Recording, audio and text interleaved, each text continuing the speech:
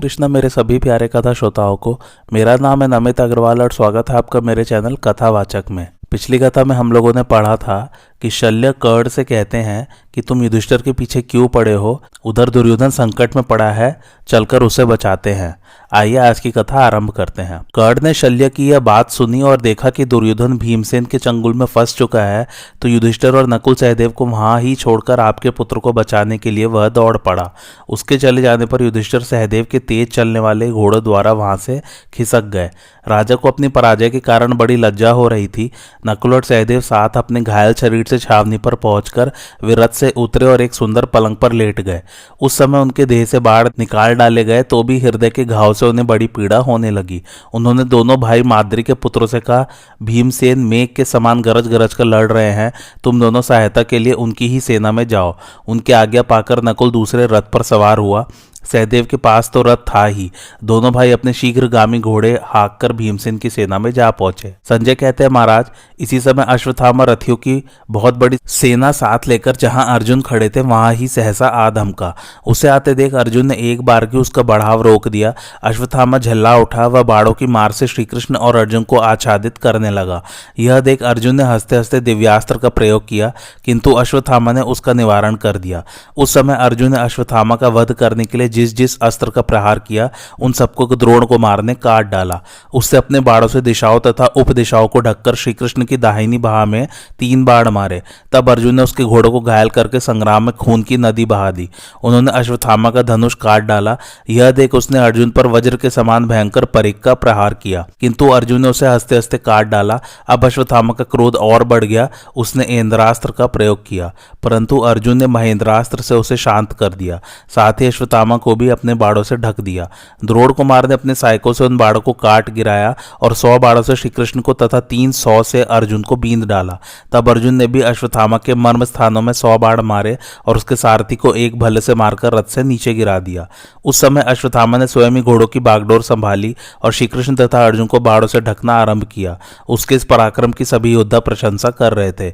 इसी बीच में अर्जुन ने हंसते हंसते उसके घोड़ों की बागडोर को छुरप्रों से तुरंत काट डाला। अब वे घोड़े बाड़ों की मार से अत्यंत पीड़ित होकर भाग चले। उस समय पांडव विजय पाकर चारों ओर तीखे बाड़ों की वर्षा करते हुए आपकी सेना को खदेड़ने लगे। उन्होंने कौरव सैनिकों को इतनी पीड़ा पहुंचाई कि वे आपके पुत्रों के रोकने पर भी न रुक सके। तदंतर दुर्योधन ने बड़े स्नेह के साथ कर्ण से कहा, महाभाव देखो, पांडवों ने हमारी इस विशाल सेना को बड़ा कष्ट पहुंचाया है। तुम्हारे रहते हुए यह भय के कारण भागी जा रही है। यह जानकर जो उचित समझो करो। पांडवों के खदेड़े हुए हमारे हजारों योद्धा अब तुम्हें ही सहायता के लिए पुकार रहे हैं। दुर्योधन की यह बात सुनकर कर्ण ने हंसते हंसते अपने धनुष पर भार्गवास्त्र का संधान किया। फिर तो उससे लाखों करोड़ों और अरबों बाण प्रकट हुए जो अग्नि के समान प्रज्वलित हो रहे थे। उन भयंकर बाणों से समस्त पांडव सेना आच्छादित हो गई। उस समय कुछ भी सूझ नहीं पड़ता था। उस युद्ध में भार्गवास्त्र की मार से हजारों हाथी, घोड़े, रथी और पैदल प्राणहीन होकर गिरने लगे। पृथ्वी कांप उठी। पांडवों की संपूर्ण सेना व्याकुल हो गई। कर्ण द्वारा मारे जाते हुए पांचाल और चेदी देशी योद्धा भय के मारे भागने और चिल्लाने लगे। साथ ही भगवान श्री कृष्ण और अर्जुन की पुकार करने लगे। कर्ण के बाढ़ से मारे जाते हुए सरंजियों का आर्तनाद सुनकर कुंती नंदन अर्जुन ने भगवान वासुदेव से कहा, महाभाव श्री कृष्ण, आप इस भार्गवास्त्र के पराक्रम को तो देखिए। युद्ध में किसी तरह भी इसका नाश नहीं किया जा सकता। उधर कर्ण अपने घोड़ों को बढ़ाता हुआ बारंबार मेरी ओर देख रहा है। इस समय उसके सामने से भाग जाना भी मैं ठीक नहीं समझता। श्री कृष्ण ने कहा, पार्थ, कर्ण ने राजा युधिष्ठिर को बहुत घायल कर दिया है। इस समय उनसे मिलकर और धीरज देकर फिर कर्ण का वध करना। यह कहकर जनार्दन युधिष्ठिर से मिलने के लिए आगे बढ़े। उनका उद्देश्य यह था कि जब तक अर्जुन धर्मराज से मिलेंगे तब तक कर्ण युद्ध करते करते खूब थक जाएगा। भगवान के आज्ञा के अनुसार अर्जुन अपने घायल हुए भाई को देखने के लिए रथ पर बैठे बैठे चल दिए। चलते चलते उन्होंने अपनी सेना में सब ओर दृष्टि डाली, परंतु कहीं भी अपने बड़े भाई को नहीं देखा। तब वे बड़ी तेजी के साथ भीमसेन के पास पहुंचकर उनसे बोले, राजा युधिष्ठिर कहाँ है? भीम ने कहा, धर्मराज युधिष्ठिर यहाँ से छावनी पर चले गए। कर्ण के बाड़ों से घायल होने के कारण उनके शरीर में बड़ी पीड़ा हो रही थी। संभव है किसी तरह जीवित हो। अर्जुन बोले, यदि ऐसी बात है तो आप शीघ्र ही उनका समाचार लेने जाइए। कर्ण के बाड़ों से अत्यंत घायल हो जाने के कारण अवश्य ही वे छावनी की ओर चले गए हैं। उनकी क्या हालत है यह जानने के लिए आप शीघ्र चले जाइए। मैं यहाँ खड़ा हो शत्रुओं को रोके रहूंगा। भीम ने कहा, अर्जुन, यदि मैं चला जाऊंगा तो शत्रु पक्ष के वीर यही कहेंगे कि भीमसेन डर गए, इसलिए तुम ही जाकर महाराज की खबर लो। अर्जुन बोले, मेरे शत्रु संशप्तक सामने खड़े हैं। आज इन्हें मारे बिना मैं भी यहाँ से नहीं जा सकता। भीम ने कहा, धनंजय, मैं अपने पराक्रम से संशप्तकों का सामना करूंगा, तुम निश्चिंत होकर जाओ। भीमसेन की बात सुनकर अर्जुन ने श्री कृष्ण से कहा, ऋषिकेश, अब मैं राजा युधिष्ठिर का दर्शन करना चाहता हूँ, आप शीघ्र ही घोड़े हाँकिए। तब भगवान गरुड़ के समान तेज चलने वाले घोड़ों को हाँक कर बहुत शीघ्र राजा युधिष्ठिर के पास पहुंच गए। फिर दोनों ने रथ से उतरकर धर्मराज के चरणों में प्रणाम किया और उन्हें सकुशल देख वे बड़े प्रसन्न हुए। तदंतर राजा युधिष्ठिर ने श्री कृष्ण और अर्जुन का अभिनंदन किया। उस समय धर्मराज ने यह समझ लिया कि कर्ण मारा गया। इससे उन्हें बड़ी प्रसन्नता हुई और वे हर्ष गदगद वाणी से बोले, देवकी नंदन, तुम्हारा स्वागत है। धनंजय, तुम्हारा भी स्वागत है। इस समय तुम दोनों को देखकर मुझे बड़ी प्रसन्नता हुई है, क्योंकि तुम लोगों ने स्वयं सकुशल रहकर महारथी कर्ण को मार डाला है। भैया श्री कृष्ण और अर्जुन, आज कर्ण ने मेरे साथ भयंकर युद्ध किया था। उसने मेरे दोनों चक्र रक्षकों तथा सारथी को मार डाला, घोड़ों को यमलोक पठाया और मेरे पक्ष के बहुत से योद्धाओं को जीतकर मुझे भी परास्त कर दिया। इतना ही नहीं, उसने मेरा अपमान करके मुझे बहुत से कटु वचन भी सुनाए। धनंजय, अधिक क्या कहूं, इस समय जो मैं जीवित हूं यह भीमसेन का प्रभाव है। मुझसे तो वह अपमान सहा नहीं जाता। कर्ण ने मुझे इतना घायल और अपमानित कर दिया, तो अब मेरे जीने से क्या लाभ। अब मैं राजा लेकर भी क्या करूंगा। पहले कभी भीष्म, द्रोण और कृपाचार्य से भी मुझे जो अपमान नहीं मिला, वह आज सूत पुत्र से प्राप्त हुआ है। इसलिए अर्जुन, मैं तुमसे पूछता हूं कि किस प्रकार सकुशल रहकर तुमने कर्ण का वध किया। यह सब समाचार मुझे सुनाओ। संजय कहते हैं, महाराज, धर्मात्मा राजा युधिष्ठिर की यह बात सुनकर अतिरथी वीर अर्जुन इस प्रकार बोले, राजन, आज जब मैं संशप्तकों के साथ युद्ध कर रहा था, उस समय अश्वत्थामा बाणों की वर्षा करता हुआ सहसा मेरे सामने आ धमका। मेरा रथ देखते ही उसकी सारी सेना मेरे साथ युद्ध करने के लिए खड़ी हो गई। तब मैं उस सेना के 500 वीरों को मारकर अश्वत्थामा पर जा चढ़ा। अश्वत्थामा अपने तीखे बाणों से मुझे और भगवान श्री कृष्ण को पीड़ा देने लगा। मेरे साथ लड़ते समय उसके पीछे 808 बैल बाणों का बोझा ढो रहे थे। उसने वे सभी बाण मुझ पर चलाए, किंतु मैंने अपने सहायकों से उन सबको नष्ट कर डाला। तत्पश्चात उसके ऊपर मैंने वज्र के समान 30 बाण मारे। उनसे छिद जाने के कारण उसका रूप शिकारी जानवर के समान दिखाई देने लगा। फिर तो अपने समस्त शरीर से खून की धारा बहाता हुआ वह सूत पुत्र के रथियों के दल में घुस गया। उस समय उसको दूसरे प्रधान योद्धा भी खून से लथपथ ही दिखाई पड़े। तदंतर कौरव सेना को पराजित तथा सैनिकों को भयभीत देख कर्ण 50 प्रधान रथियों को साथ लेकर बड़ी तेजी के साथ मेरी ओर चला। मैंने उसके सैनिकों का तो संहार कर डाला, मगर कर्ण को वहां ही छोड़कर आपका दर्शन करने के लिए जल्दी यहां चला आया। मैंने सुना कि कर्ण ने युद्ध में आपको बहुत घायल कर दिया है। कर्ण बड़ा क्रूर है, उसके सामने से आपका यहां चला आना अनुचित नहीं है। मैं समझता हूं वह समय युद्ध से हट आने का ही था। युद्ध में अपने सामने ही मैंने कर्ण के अद्भुत अस्त्र को देखा है। पांचालों में कोई भी ऐसा वीर नहीं है जो आज कर्ण का वेग सह सके।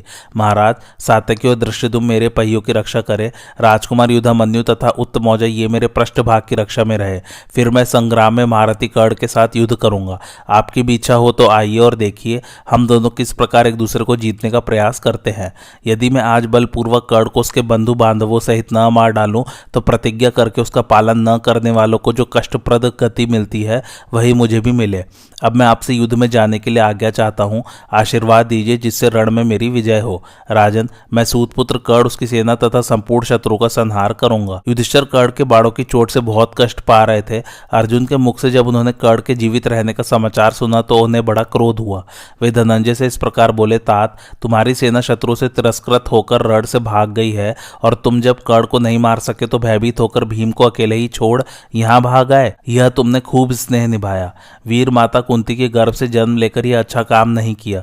द्वैतवन में तुमने यह सच्ची प्रतिज्ञा की थी कि मैं अकेले ही कर्ण को मार डालूंगा, फिर उसे जीते जी ही छोड़कर तुम यहाँ कैसे चले आए। आज तक मुझे इस बात का भी पता नहीं था कि तुम कर्ण के भय से डरते हो। पार्थ, यदि तुम्हारा पुत्र महारथी अभिमन्यु आज जीवित होता तो वह शत्रु पक्ष के संपूर्ण महारथियों का नाश कर डालता। उसके रहते युद्ध में मुझे ऐसा अपमान कभी नहीं उठाना पड़ता। यदि घटोत्कच जीवित होता तो भी मुझे युद्ध से विमुख नहीं होना पड़ता। किंतु मैं अपने अभाग्य के लिए क्या कहूँ।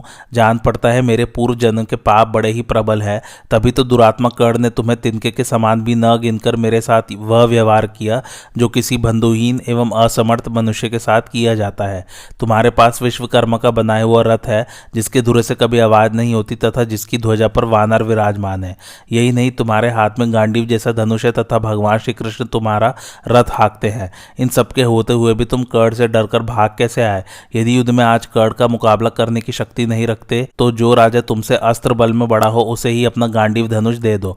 धिक्कार है तुम्हारे इस गांडीव को, धिक्कार है तुम्हारी भुजाओं के पराक्रम को, तथा धिक्कार है तुम्हारे इन असंख्य बाड़ों को। अग्नि के दिए हुए इस रथ और ध्वजा को भी धिक्कार है। युधिष्ठिर के ऐसा कहने पर अर्जुन को बड़ा क्रोध हुआ। उन्होंने धर्मराज को मार डालने की इच्छा से हाथ में तलवार उठा ली। भगवान श्री कृष्ण तो सबके हृदय की बात जानने वाले ही ठहरे।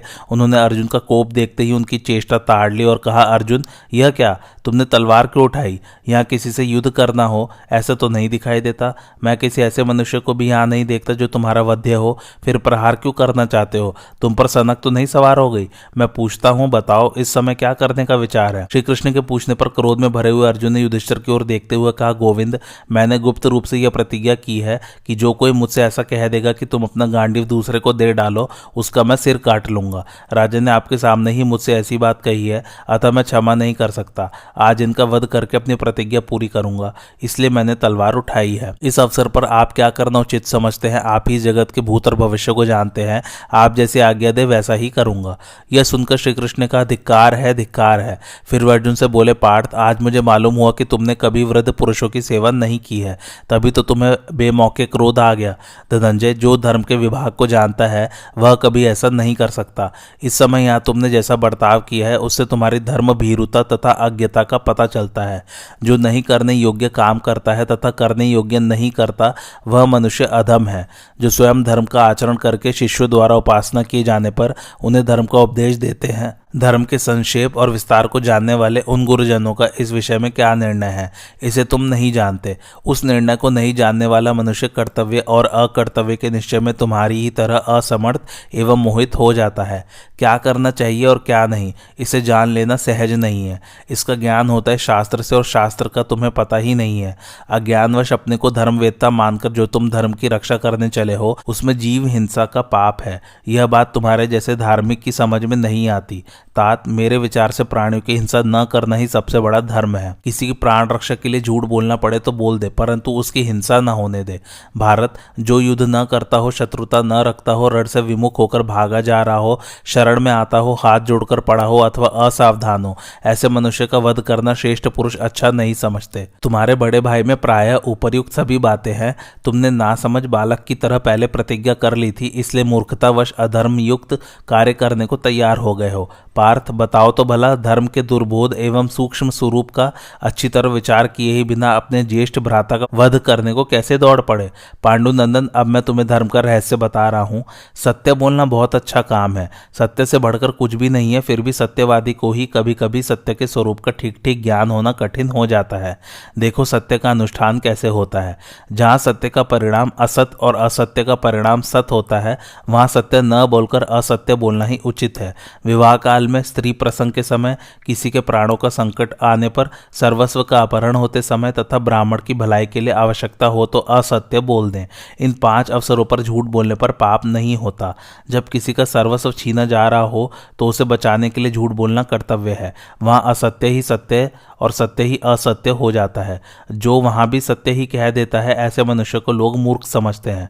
पहले सत्य और असत्य का अच्छी तरह निर्णय करके जो परिणाम में सत्य हो उसका पालन करें। केवल अनुष्ठान की दृष्टि से असत्य रूप सत्य का भाषण नहीं करना चाहिए।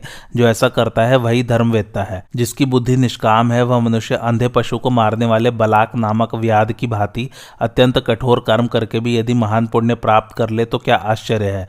इसी तरह जो धर्म पालन की इच्छा तो रखता है पर है मूर्ख और गवार, वह नदियों के संगम पर बसे हुए कौशिक मुनि की भांति यदि अज्ञान पूर्वक धर्म करके भी महान पाप का भागी हो जाए तो क्या आश्चर्य है। अर्जुन ने कहा, भगवान बलाक और कौशिक मुनि की कथा मुझे सुनाइए जिससे मैं इस विषय को अच्छी तरह समझ लूं।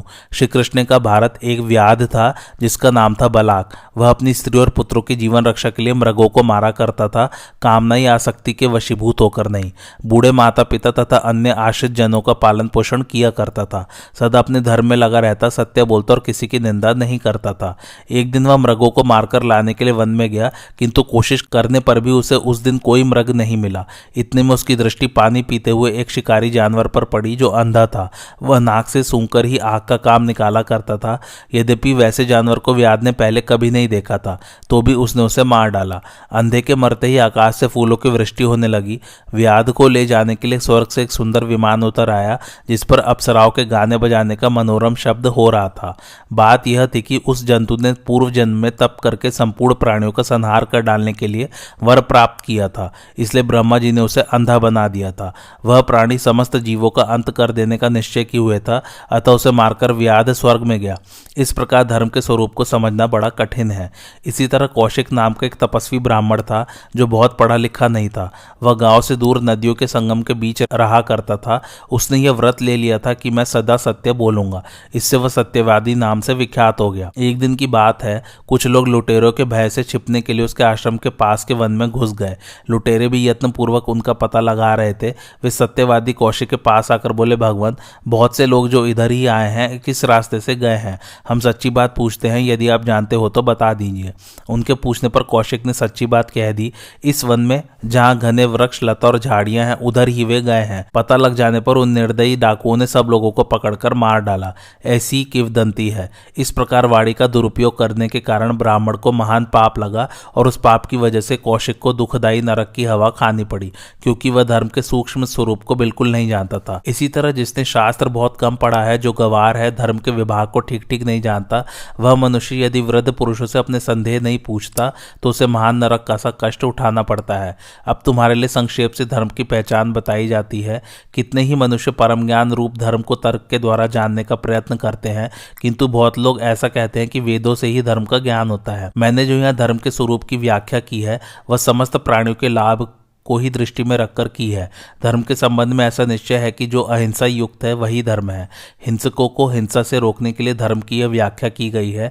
धर्म ही प्रजा को धारण करता है और धारण करने के कारण ही उसे धर्म कहते हैं। इसलिए जो प्राण रक्षा से युक्त हो, जिसमें किसी भी जीव की हिंसा न की जाती हो, वही धर्म है। यही धर्म वेत्ताओं का सिद्धांत है।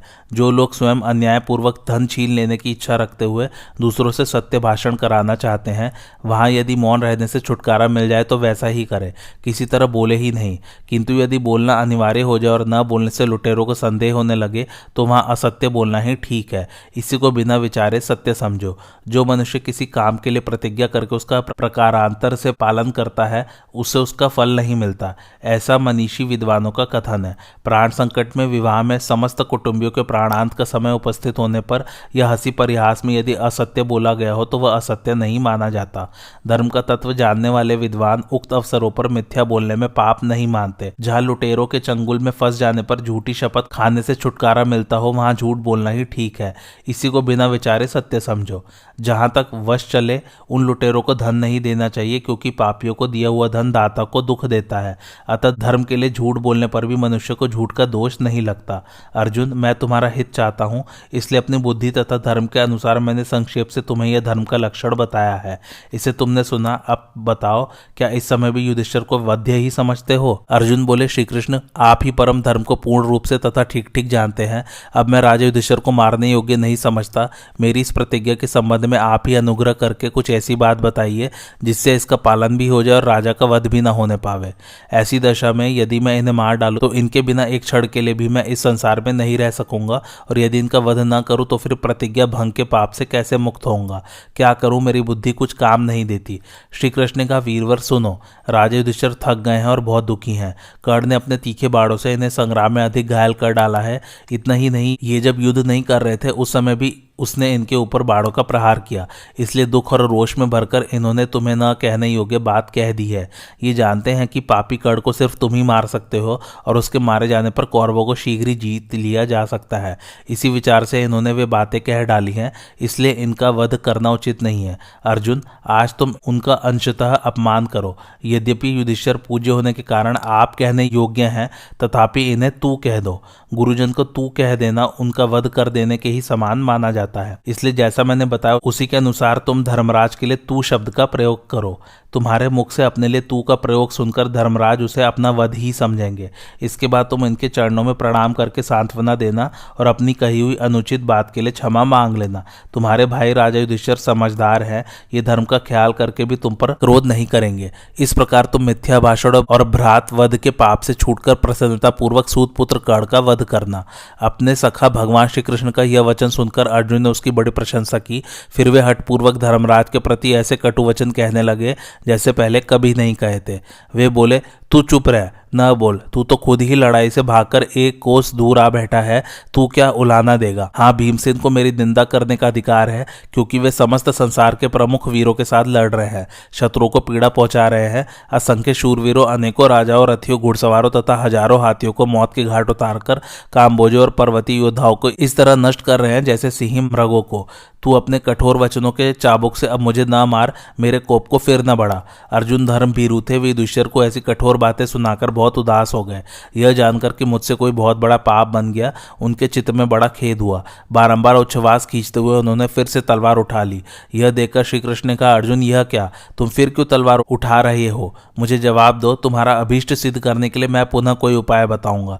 पुरुषोत्तम के ऐसा कहने पर अर्जुन दुखी होकर बोले, भगवान, मैंने जिद में आकर भाई का अपमान रूप महान पाप कर डाला है, इसलिए अब अपने इस शरीर को ही नष्ट कर डालूंगा। अर्जुन की बात सुनकर भगवान ने कहा, पार्थ, राजा युधिष्ठिर को तू मात्र कहकर तुम इतने घोर दुख में क्यों डूब गए? उफ, इसी के लिए आत्मघात करना चाहते हो? अर्जुन, श्रेष्ठ पुरुषों ने कभी ऐसा काम नहीं किया है। धर्म का स्वरूप सूक्ष्म है और उसका समझना कठिन, अज्ञानियों के लिए तो और भी मुश्किल है। यहाँ जो कर्तव्य है उसे मैं बताता हूँ, सुनो। भाई का वध करने से जिस नरक की प्राप्ति होती है, उससे भी भयानक नरक तुम्हें आत्मघात करने से मिलेगा। इसलिए अब अपने ही मुंह से अपने गुणों का बखान करो। ऐसा करने से यही समझा जाएगा कि तुमने अपने ही हाथों अपने को मार लिया। यह सुनकर अर्जुन ने श्री कृष्ण की बातों का अभिनंदन किया और तथास्तु कहकर धनुष को नवाते हुए वे युधिष्ठिर से बोले, राजन, अब मेरे गुणों को सुनिए। पिनाकधारी भगवान शंकर को छोड़कर दूसरा कोई भी मेरे समान धनुर्धर नहीं है। मेरी वीरता का उन्होंने भी अनुमोदन किया है। यदि चाहूं तो इस चराचर जगत को एक ही क्षण में नष्ट कर डालूंगा।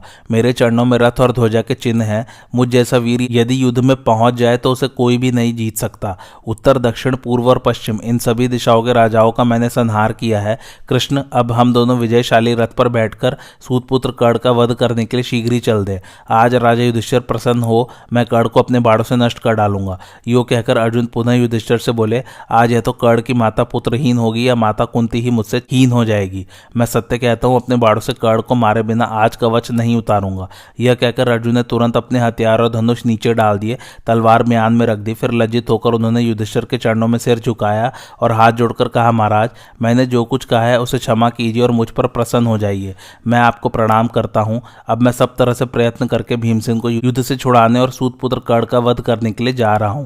राजन, मेरा जीवन आपका प्रिय करने के लिए ही है, यह मैं सत्य कहता हूं। ऐसा कहकर अर्जुन ने राजा के दोनों चरणों का स्पर्श किया और फिर वे रणभूमि की ओर जाने को उद्यत हो गए। धर्मराज युधिष्ठिर अर्जुन के कठोर वचनों को सुनकर अपने पलंग पर खड़े हो गए। उस समय उनका चित्त बहुत दुखी हो गया था। वे कहने लगे, पार्थ, मैंने अच्छे काम नहीं किए हैं, इसलिए तुम लोगों पर घोर संकट आ पड़ा है। मेरी बुद्धि मारी गई है। मैं आलसी और डरपोक हूं, इसलिए आज वन में चला जाता हूं। मेरे न रहने पर तुम सुख से रहना। महात्मा भीमसेन ही राजा होने के योग्य है। मैं तो क्रोधी और कायर हूं। अब मुझ में तुम्हारी कठोर बातें सहन करने की शक्ति नहीं है। इतना अपमान हो जाने पर मेरे जीवित रहने की भी कोई आवश्यकता नहीं है। यह कहकर वे सहसा पलंग से कूद पड़े और वन में जाने को उद्यत हो गए। यह देख भगवान श्री कृष्ण ने उन्हें प्रणाम करके कहा, राजन, आपको तो सत्य प्रतिज्ञा अर्जुन की यह प्रतिज्ञा मालूम ही है कि जो कोई उन्हें गांडीव धनुष दूसरे को देने के लिए कह देगा वह उनका वध्य होगा। फिर भी आपने उन्हें वैसी बात कह दी। इससे अर्जुन ने अपनी प्रतिज्ञा की रक्षा करते हुए मेरे कहने से आपका अनादर किया है। गुरुजनों का अपमान ही उनका वध कहलाता है। इसलिए मैंने तथा अर्जुन ने जो सत्य की रक्षा को दृष्टि में रखकर आपके साथ न्याय के विरुद्ध आचरण किया है, उसे आप क्षमा कीजिए। हम दोनों ही आपकी शरण में आए हैं। मेरा भी अपराध है, इसके लिए आपके चरणों पर गिरकर क्षमा की भीख मांगता हूं। आप मुझे भी क्षमा कर दें। आज ये पृथ्वी पापी कर्ण का रक्तपान करेगी। मैं आपसे सच्ची प्रतिज्ञा करके कहता हूं, अब सूतपुत्र को मरा हुआ ही मान लीजिए।